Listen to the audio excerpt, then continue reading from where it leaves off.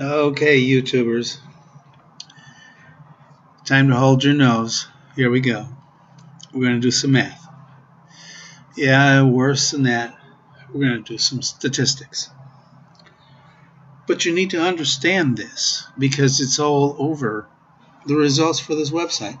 So, in the next 6 or 7 minutes, we're going to go over some stuff that might really help you.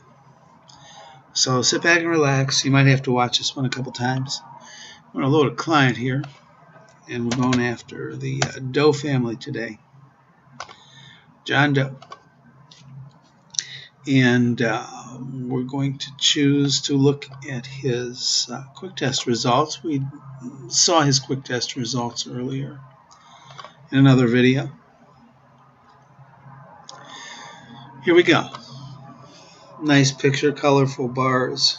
Looks good. Looks impressive. What in the world does this mean? What does this mean? You roll over these, you get all these numbers, and so what? It's all relative. Doesn't mean a whole lot, does it? Well, hopefully by the end of this video it will mean something to you.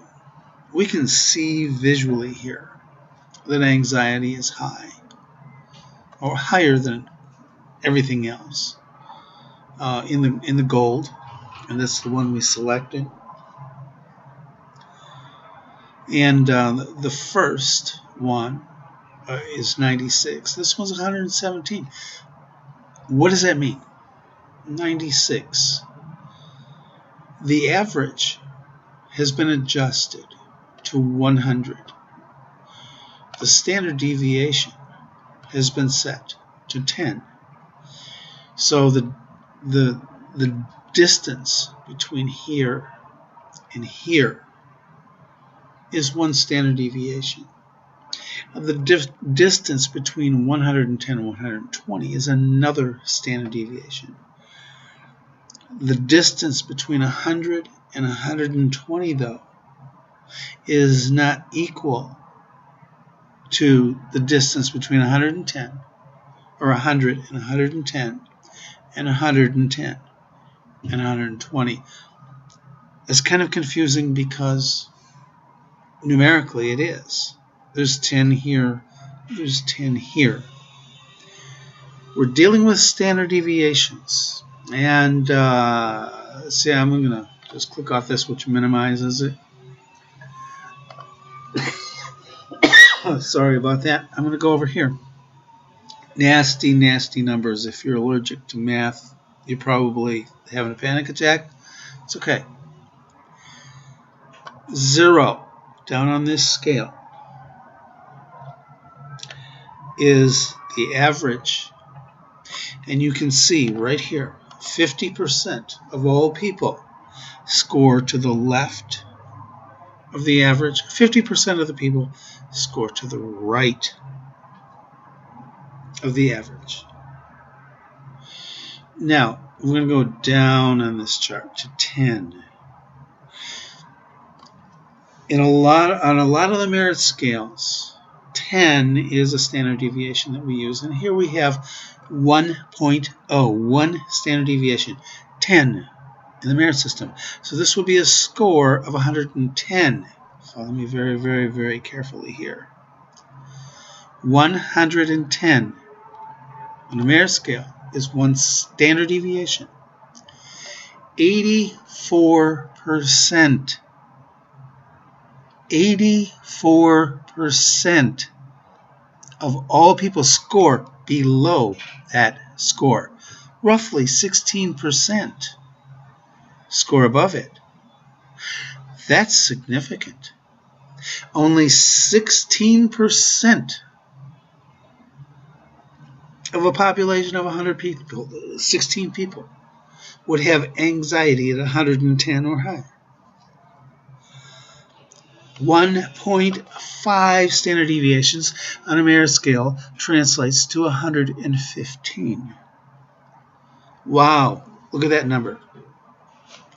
93% of all people score below that. If you had a church congregation of 300 people, only 21 would score above 115. It's not many of them. Now let's get serious. 2.0. That's a merit score of 120 on, say, an anxiety scale. 97% of all people score below that level. 3. Now you're talking about 9 people in that congregation of 300. 9 of them score above that. That's why I have set the bar at 120. When somebody reaches a score of 120, they've got some anxiety issues. One more. 125, a 2.5 standard deviation.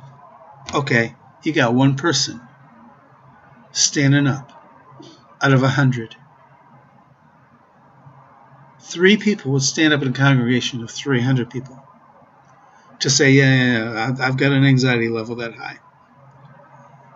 Now, what's this look like? Hopefully you can see this picture.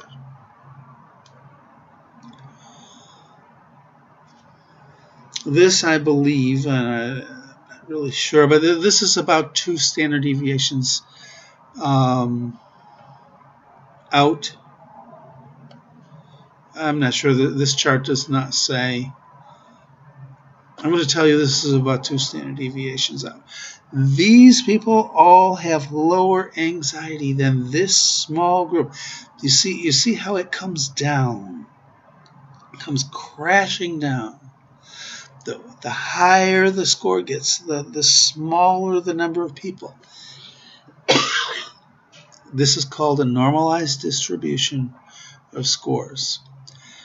Quick test has been normalized over many years. I did that as part of my bachelor's work. So hopefully this helps you understand these scores of 100, 105, 110. And before I close this out,